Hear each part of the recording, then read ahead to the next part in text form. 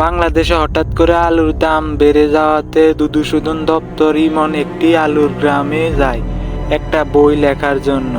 কিভাবে কি চলে সেখানে সবকিছু ঘটনা তুলে ধরার জন্য। এই যে ভাইয়া ভাইয়া আমি আপনাকে একজন আলু গ্রামের লোক খুঁজতেছিলাম। আসলে আমি এই গ্রামে নতুন, তো তাই আমি একটা বই লিখতে আইছি। তার লাগে আমার এমন একজন মানুষের দরকার ছিল যে এই গ্রাম সম্বন্ধে ভালো বোঝে। ও, এর লাগে তো আপনার এই গ্রামে আগে কখনো দেখি নাই। মাইসেলফ ইমন, মধুসূদন দপ্তর, নাম করা কবি। কবি কি?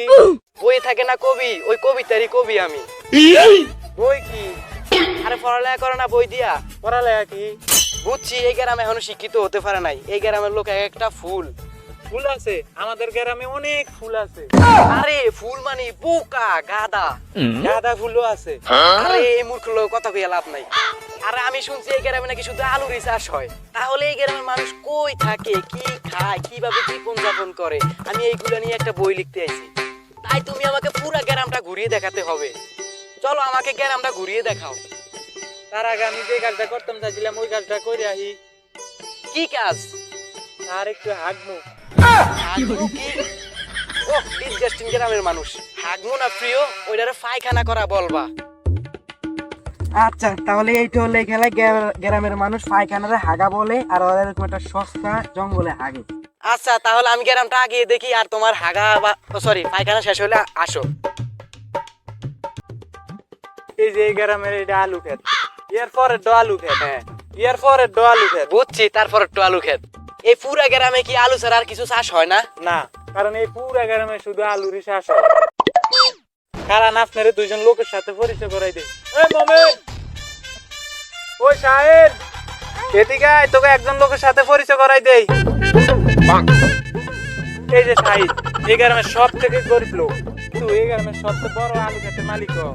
বর্তমানে যেভাবে আলুর দাম বাড়ছে, ওর আলু যদি বিক্রি করে তাহলে এই গ্রামের সব থেকে ধনী ব্যক্তি হয়।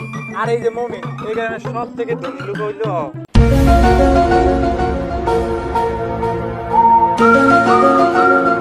ওরে কি দেখে গরিব মনে হয়, আর ওরে কি দেখে বড় লোক মনে হয়? আর এই গ্রামের নিয়ম এইটা, বড় লোকেরা জামা কাপড় কম পরে।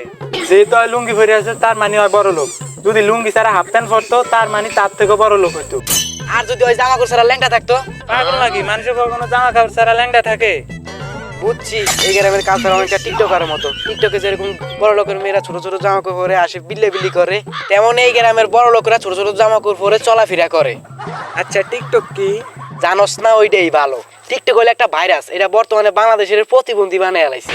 আচ্ছা, তাহলে আয়েন আপনারা সবাই, আমি গ্রামটা তো আপনার করে দেবাইতে আছি। আব্বা আম্মাকে চালু নিত। বুঝছি, তোর আমার আলু লাগে আমার এখন আমার নিজের আলু দুইটাই বেচা লাগবে। আব্বাকে মেয়ে আরে তোর বুঝা লাগবো না, বাংলাদেশে যেই পরিমাণে আলুর দাম বাড়ছে, তোর মার যদি আলু খাইতেই মন চায় তাহলে আমার দুইটা তো যাইবো লগে তোর দুইটাও যাইবো। কি আলু? আচ্ছা চল আমরা বাজারে যাই, আলুর থেকে মূলার দাম কম আছে, আমরা মূলা কিনা বাড়িতে যাবো।